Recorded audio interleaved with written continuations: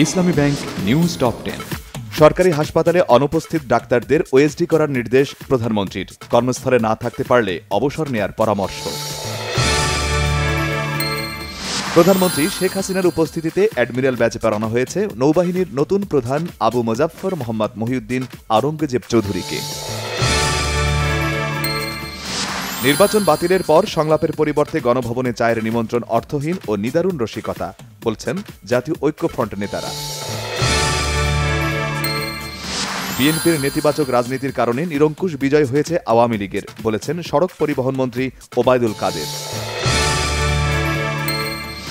ঢাকা উত্তর সিটি ও উপজেলা নির্বাচনে অংশ নেবে জাতীয় পার্টি, জানালেন রাঙা। বাম নেতারা বলেছেন প্রহসনের নির্বাচনে বৈধতা দিতে চান না তারা।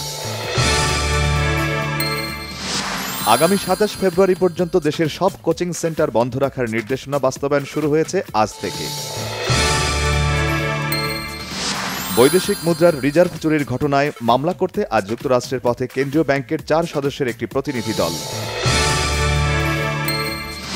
সাবেক অর্থমন্ত্রী শাহ এএমএস কিবরিয়া হত্যার বিচারের দীর্ঘসূত্রতায় হতাশ পরিবার ও এলাকাবাসী। ফিলিপাইনের একটি গির্জায় পরপর ২টি বোমা হামলায় নিরাপত্তা কর্মী সহ ২৭ জন নিহত, আহত ৮১ জন। কক্সবাজারে ইংল্যান্ড অনূর্ধ্ব ১৯ দলকে একমাত্র টি-20 ম্যাচে ৭ উইকেটে হারিয়েছে বাংলাদেশ অনূর্ধ্ব ১৯ দল।